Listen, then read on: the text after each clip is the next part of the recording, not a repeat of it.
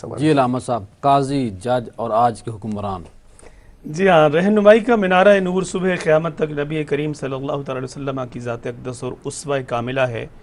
आप देखिए, ग़ज़वा बदर का मौका है, कैदी जो है वो लाए जाते हैं और उनमें प्यारे करीम आका सल्लल्लाहु अलैहि वसल्लम के बहुत ही प्यारे चचा जान सैयदना अब्बास रज़ियल्लाहु ताला अन्हु भी हैं।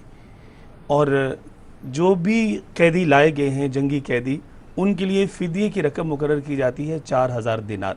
अच्छा। सहाबा किराम रिदवानुल्लाहि तआला अजमाइन नबी आलमीन सल्लल्लाहु अलैहि वसल्लम की बारगाह नाज में हाजिर होकर अर्ज़ करते हैं, या रसूलल्लाह सल्लल्लाहु अलैहि वसल्लम, आपके चचा जान भी कैदियों में शामिल हैं, हमारी ये ख्वाहिश है कि उनका फ़िदिया जो है वो मुआफ़ कर दिया जाए और उनको बग़ैर फ़िदिये के रिहा कर दिया जाए, इसलिए कि वो आपके चचा हैं। तो हुज़ूर अलैहिस्सलातु वस्सलाम इस बात से नापसंदीदगी का इजहार फरमाते हैं और इरशाद फरमाते हैं कि जितना फ़िदिया दीगर कैदियों से लिया जा रहा है, सैयदना अब्बास रज़ियल्लाहु तआला से भी उतना, बल्कि उससे कुछ ज़्यादा लिया जाए, कि वो मुतमव्विल हैं, साहिब इस्तिताअत हैं, साहिब सरवत हैं। दीगर कैदी भी अगर कुछ ज़्यादा दे रहे हैं जो साहिब सरवत है, तो इनसे भी कुछ ज़्यादा लिया जाए। अदल का ये मेयार है कि कोई अकरबा परवरी नहीं होनी चाहिए, कोई ज़ाती पसंद नापसंद नहीं होनी चाहिए। इससे बालातर होके ऐन वो फैसला कि जो कुरान और सुन्नत के मुताबिक और अदल के मेयार के मुताबिक, व्हाट्सएप कॉल पे बात नहीं होनी चाहिए। जी बिल्कुल ऐसे ही है, कोई कहीं से डिक्टेशन नहीं आनी चाहिए और आपको जो ऐन करीने इंसाफ है वो फैसला करना चाहिए।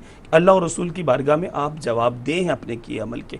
और दूसरे नंबर पे किबला नक्शबंदी साहब, एक पहलू जिसको हम नज़रअंदाज करें वो ये है, वला तक्तुमुश शहादा, तुम्हें अगर किसी बात का पता है तो फिर उस शहादत को तुमने छुपाना नहीं है, झूठी गवाही भी नहीं देनी, झूठी गवाही नहीं देनी।